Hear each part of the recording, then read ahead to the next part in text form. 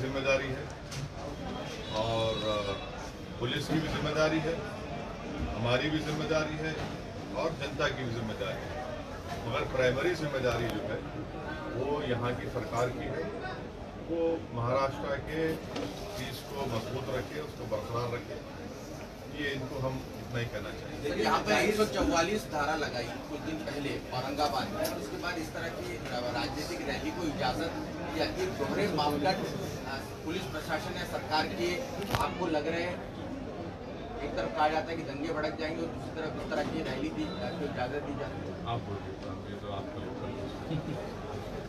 Basically हम तो यही मानते हैं कि शहर के बीचों बीच जो रैली की परमिशन दी गई है, हमको कोई ऑब्जेक्शन नहीं था अगर किसी दूसरी जगह के ऊपर बहुत सारे सुझाव आए थे, लेकिन जानबूझकर ये महाराष्ट्र के गृह मंत्रालय और एनसीपी पार्टी की तरफ से ऊपर से आदेश आया है कि ये सांस्कृतिक मंडल के ऊपर है तो ये जगह दी जाए करके।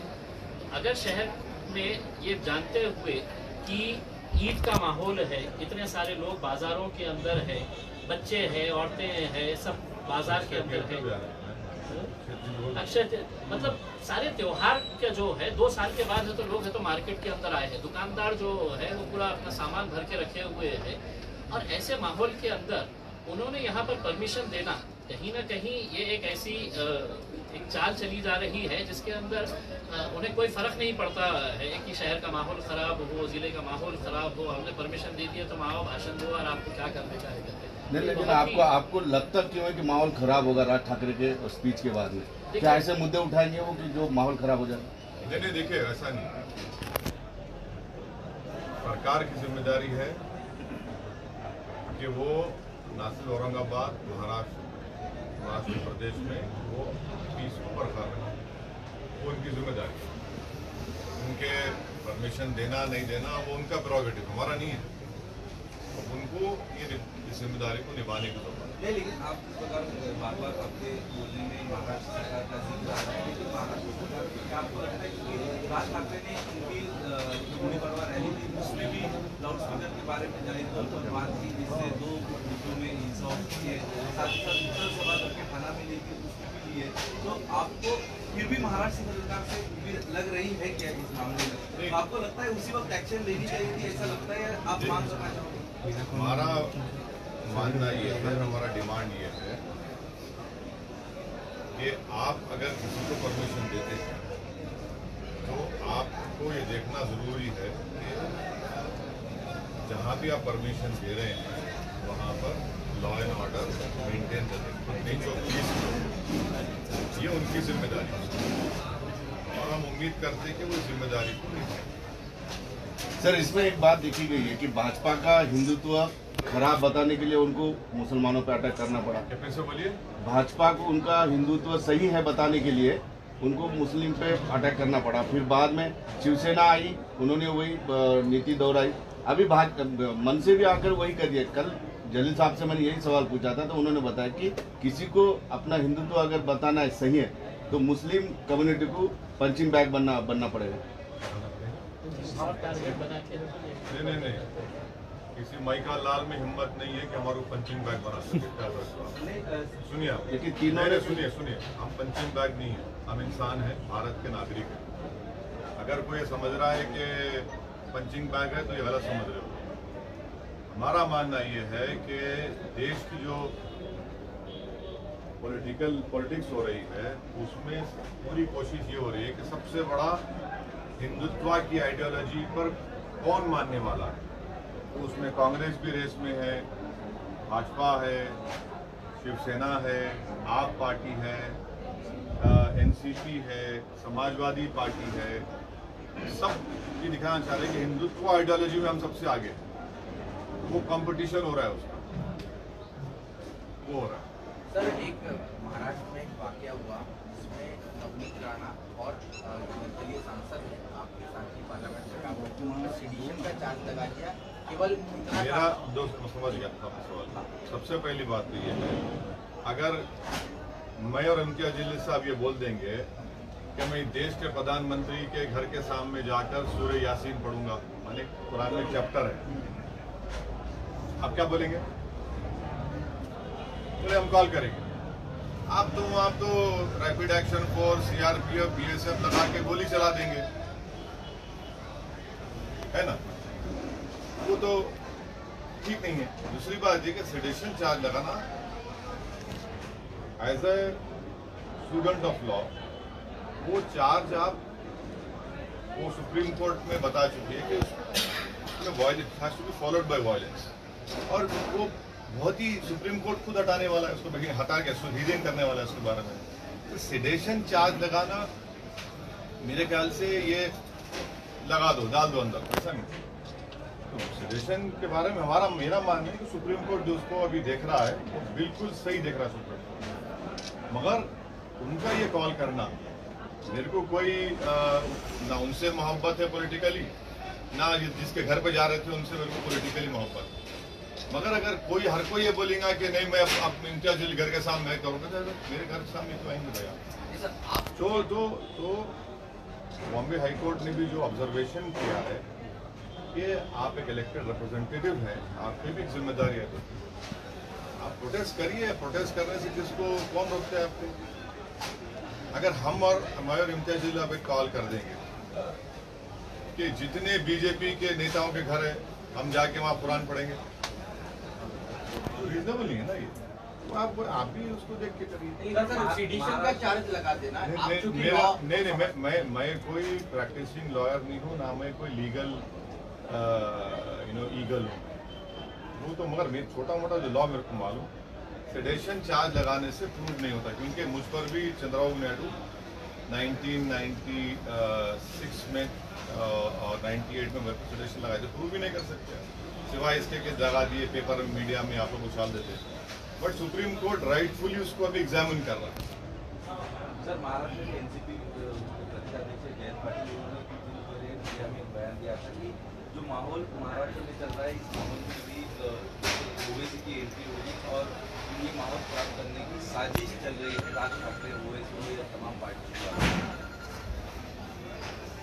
ऐसा है ना, अब उनको ख्वाब में भी मैं आ रहा हूँ तो मैं क्या करूँ? अब वो पहले बता दें कि बीजेपी में कब जाने वाले हैं। तो क्या अजीत पवार मेरे से पूछे गए थे वोट लेने? अगर उनकी बात सच है, मैं चैलेंज कर रहा हूँ उनको, अजीत पवार मेरे से पूछे गए थे क्या फडणवीस को तू बन जा मैं बन जाऊँ? तो दोनों जो शादी कर लिए थे थोड़े दिन के लिए, एक दिन के लिए शादी, मैरिज ऑफ कन्वीनियंस भी नहीं था वो, मेरे से पूछे करे थे दोनों। ऐसा हो गया माहौल कि अगर मैं आ रहा हूँ बोले तो इनको रात में नींद खराब हो जाती है, तो वो करते बोलते अरे तुम सरकार में है, आप क्या कर रहे?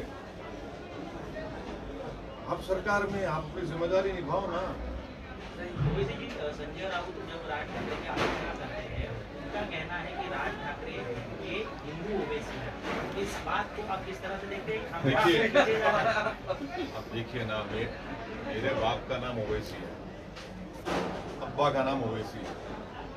अब संजय राउत ऐसा क्यों बोल रहे मेरे को नहीं मालूम, उनको नहीं बोलना चाहिए, उनको ऐसा नहीं बोलना चाहिए सर। ऐसा नहीं बोलना चाहिए सर ऐसा है ना, संजय राउत तो उस घराने से ताल्लुक है उनका, वो जिम्मेदार आदमी है। अब संजय राउत अगर अपने लीडर के घर का फ्रस्ट्रेशन मेरे पे क्यों निकलता? मेरे को उससे क्या करना है? वो भाई भाई का झगड़ा है ना, तुम बिठा के मिला दो उन लोगों को। अरे ओवैसी ये सब क्या तुम क्या जो तुम बीजेपी के साथ इतने साल जो हनीमून मनाए वो क्या था? मोदी को वोट दो बोले आप 2014 में 19 में, वो क्या था?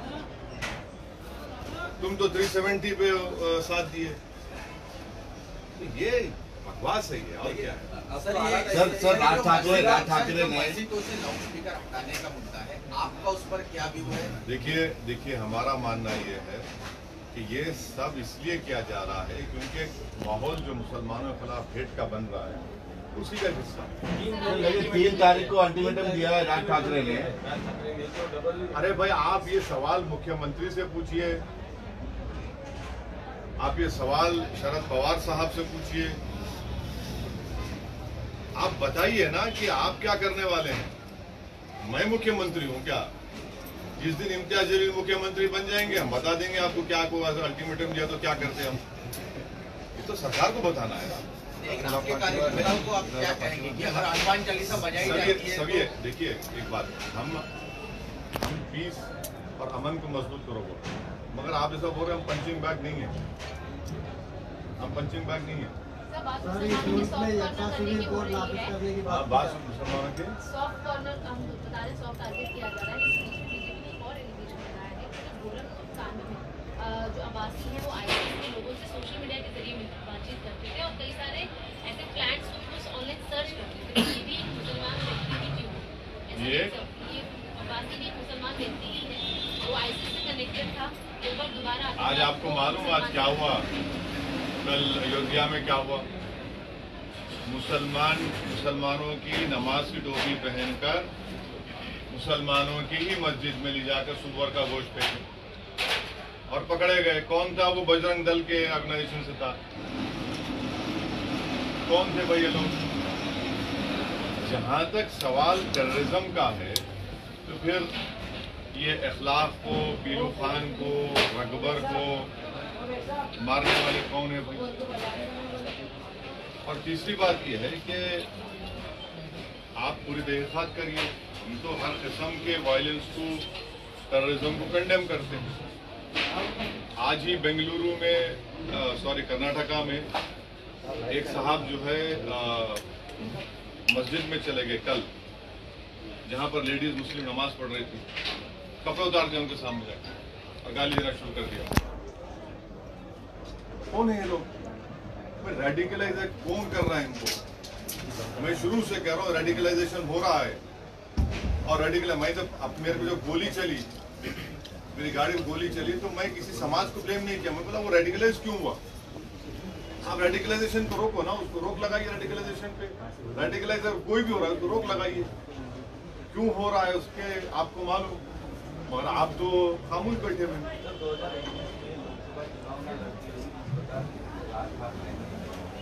एक अलग अंदाज में मोदी के खिलाफ प्रचार किया था और अभी हालात ऐसे हैं कि नहीं मगर बी टीम में पूरी बी टीम कहा जा रहा है नहीं हम पूरा डील हम कर लेते।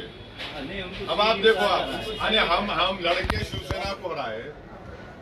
हाँ वो तकलीफ है संजय राउत को कि औरंगाबाद की हिंदू मुस्लिम दलित जनता ने शिवसेना को हरा दिया, तो वो गुस्सा मेरे पे कभी कभी निकाल लेते। सर आखिरी सवाल मेरा ये है, तरफ से आखिरी सवाल ये है कि फिर एक बार कल की सभा में हो सकता है कि औरंगाबाद का नाम संभाजी नगर किया जाए। इस मांग को आगे बढ़ाते हुए सरकार पर दबाव बनाएंगे। सर आपकी और सर की दोनों की प्रतिक्रिया थी। बोलते यार क्या तुम इम्पोर्टेंस दे रहे थे लोगों को? आप लोग कामों का धूप में एक बात सुनिए क्यों इतना धूप में टाइम खराब कर रहे हैं? सर इस मुल्क में यक्सा सिविल कोड नामजद किया है।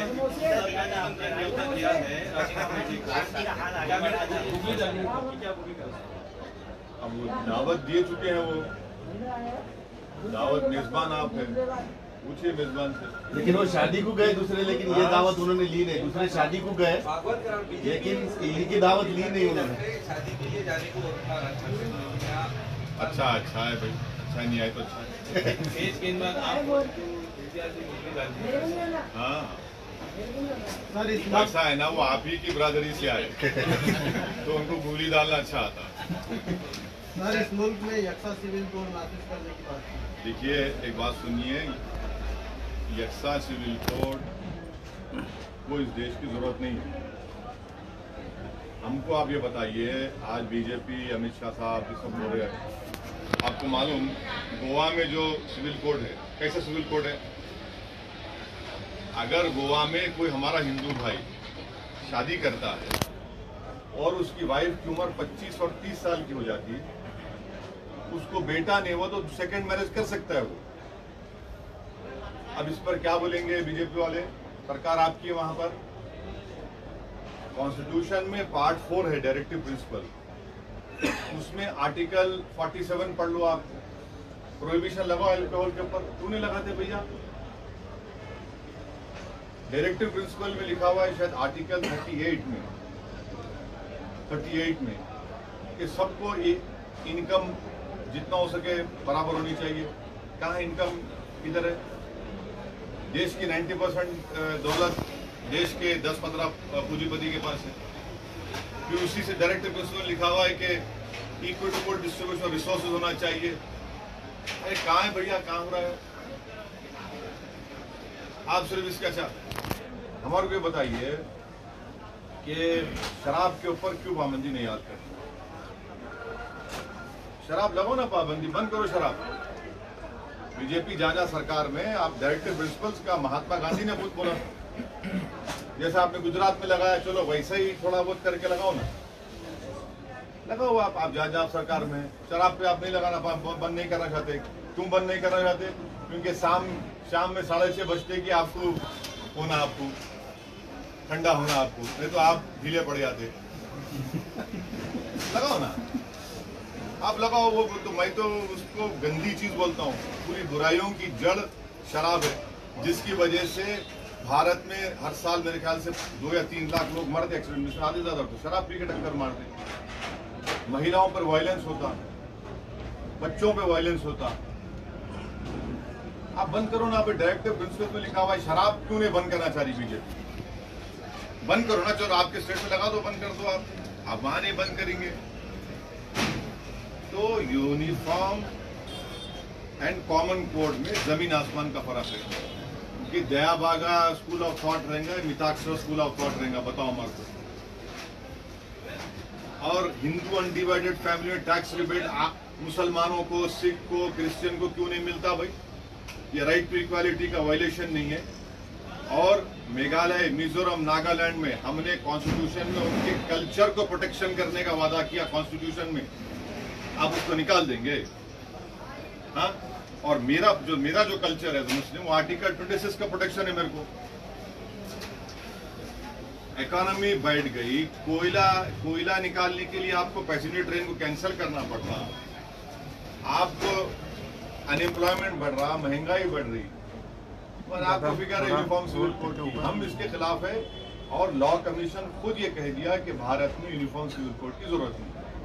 अब 108 ऑफिसरों ने, रिटायर्ड ऑफिसरों ने पीएम को लेटर दिए और पीएम साहब ने आपको जवाब दिए नहीं, इसके बारे में आप क्या कहना चाहते हैं?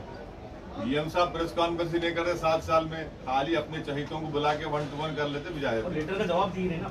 हाँ, लेटर का जवाब दिए नहीं अभी तक। हाँ, क्या देंगे उनका जवाब? इस तरह से मुल्क में अक़लियतों पर मज़ालिम बढ़ रहे हैं और अक़वामी सतह पर मुल्क को यानी हज़ीमत उठाना पड़ रहा है। ये तो सोचना है ना, तो मुल्क की बरसर इक़्तिदार जमात जो है बीजेपी, उनको सोचना है। और तो मुसलमानों पे ऐलान जंग कर चुके।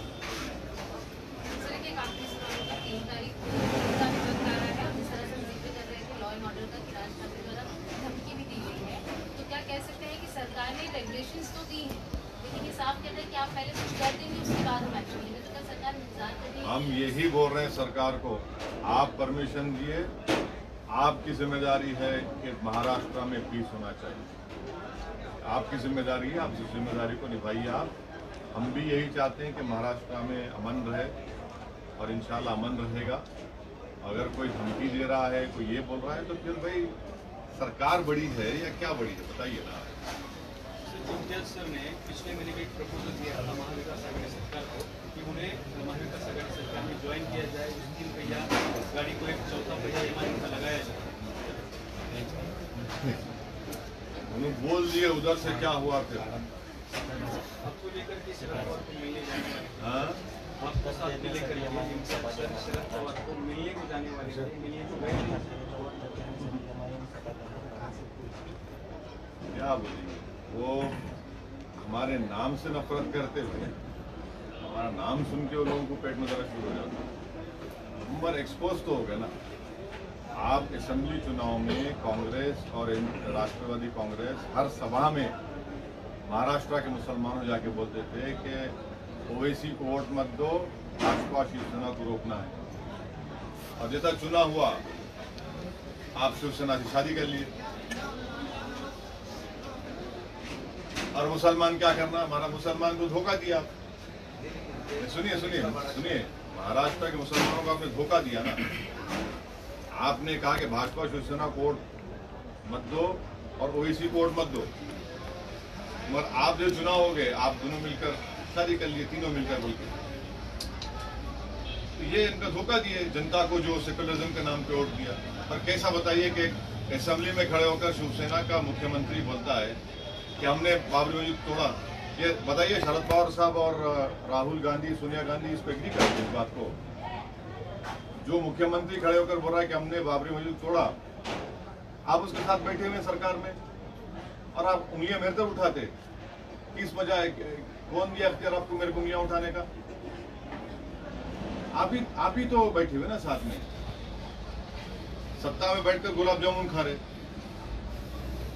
अब सत्ता में आए तो सब भूल जाते। अब कल कोई इसमें से पार्लियामेंट चुनाव से पहले कोई कूद गया बीजेपी की तरफ, सेकुलरिज्म जिंदाबाद। तो कोई कूद सकता है क्या? हाँ, कूद सकता है कोई? कितने कूदेंगे देखो तुम, ये नोट करके रख लो तुम। जब होगा तो वहां आना, तो मैं तो बोलूंगा। सर, एक सवाल ऐसा है कि राज ठाकरे की रैली के बाद में बहुत सारे पार्टी अब रैली की सिलसिला शुरू होगा। उद्धव ठाकरे भी रैली ले रहे हैं मुंबई और तो क्या एमआईएम भी रैली करेगी? वैसे भी मुंबई की रैली पेंडिंग है। नहीं करेंगे, क्यों नहीं करेंगे? करेंगे, वो एक नहीं कई जगह करेंगे, जवाब दे देंगे। और हमारे पास क्या है ना, हम जब रैली करते हैं हम बुलाते नहीं, ए आ आ आ आ तू गाड़ी लेके आ, 5 लेके आ, 6 लेके आ, 4 लेके आ। वो दिल से आते हमारे पास। तो औरंगाबाद में होगी वही मैदान में। अगर कल सुबह का परमिशन दे दो हमारे को, हम कर लेते रैली वही मैदान में। अरे कहीं पर भी दे दो, इम्तियाज जलील, डॉक्टर गफ्फार कादरी, एमआईएम को कल दे दो, हम आ जाते। हमारे को बुलाना नहीं पड़ता, उधर से तू 5, इधर से 6 लेके आइए, क्या है वो, ऐसा नहीं करते। सबकी तरफ है इशारा, सबकी तरफ है, एक की तरफ नहीं है।